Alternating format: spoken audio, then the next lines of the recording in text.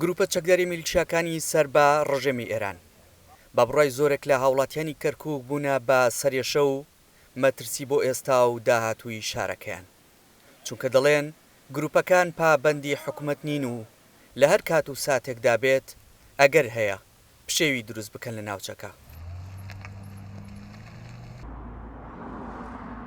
مامستار خۆشنووسێکی شاری کەرکووکە، ئەو لەگەڵ نەمانی ڕژێمی ئێرانە و پێی وایە بە نەمانی ڕژێم گروپە میلیشیاکانی عێراقیش بوونیان نامێنێت.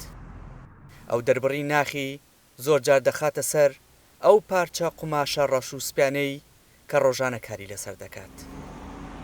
ئەمانە گروپن کە گروپ کە بردومانش بکات ئیتر بۆ خۆی هەروەها ڕەمەچی بردومانەکات بە شێوەی سیستم نییە، بە شێوەیەک نییە بڵێن ئامانجێکیان نییە، ینی ئامانجێکن نییە تۆ هەر کاتێک کە گروپ یان سوپاکە دروستە بێ بۆ پارێزگاری وڵات دروستە بێ، ئەبێت لە دەرەوەی لە سنووری وڵات بێت، نەک لە ناوەی وڵات دەست ناو شار. ئەمان لە ناو شار ئەمە دروست بوونە بۆ جان سەرجەلایکی خەڵکی بشکێنن، هاونیشتمانیان بشکێنن، نەک پارێزگاری لێ بکەن.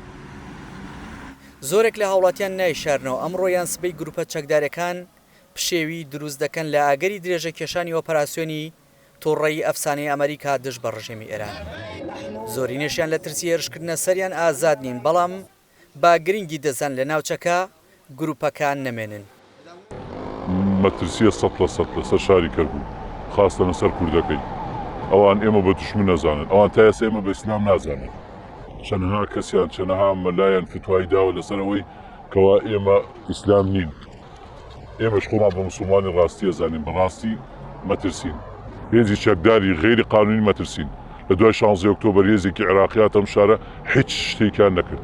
هێزێکی نیزامی بوون، هیچ شتێکیان لە شاری کەرکووک نەکرد، هیچ دەست درێژەیەکیان نەکرد، تەنانەت بۆ سەر ماڵ و مڵکی دام و دەستگا حزبیەکانیش. ڕۆژنامەوانان و چاودێرانی سیاسیش دەڵێن ئەوە تا پریشکی جەنگەکە گەشتووە بە عێراق و سەرچاوی سەرەکی ئاڵۆزی و ناوخۆیەکانی عێراقش لەم کات و ساتەدا بۆ گروپە چەکداری میلیشیاکانی سەر بە ڕژێمی ئێران دەگەڕێنەوە. بەداخە ئەوەی کە لە کۆرمە ڕوئەدا و ئەوەشی لە هەندێک بردومانی سنووری پارێزگای هەولێر و ئەو ناوچانە ڕوئەدا، گروپە چەکدارەکانی میلیشیاکانن دەرچوو لە یاسا لە سنووری پارێزگای کەرکووکەوە ئاراستەی درۆن و بردومانەکانەکان کە وەک ئاماژەی بۆ کرێ و سەرچاوەمنەکان ئاماژەی بۆکان لە سنووری پردێ و دووبزە کە ئەمە مەترسی گەوران بۆ ئاسایشی کەرکووک و هەرێمی کوردستان و تەواوی عێراقیش. تا دێ زیاتر لە عێراقا هەست بە مەترسی ئەوە دەکەین بێلایەنی لە ناو عێراقا نامینێ و پێم وایە بۆ دوورمەدا دەوڵەتی عێراقش وەکو دەوڵەت ناتوانێت بێلایەن بمێنێ، لەبەرەوەی چەک تەنها لە دەستی دەوڵەت نییە، چەک لە دەرەوەی دەوڵەتش لە دەستی هێزیکە هەیە. ئەو هێزانە پێم وایە بێلایەن نابن، لە کۆتاییدا سەرجەم پێکهاتەکانی عێراق پێم وایە درێژ بخانێ ئەبنە بەشێ لەم جەنگا و هەمووشیان زەرمەندە. کەرکووکە و شارێکە چەندین هێزی ئەمنی لە سنوورەکەیدایە. لەم ئان و ساتەشدا بەشێکی زۆری گروپە چەکداری میلیشیاکان بارەگاکانیان لە ترسی بردومانی ئەمریکا و ئیسرائیل چۆڵ کردووە و بە شێوەی گروپ هاتوونەتە ناو شارەکان یان دەشتایەکان.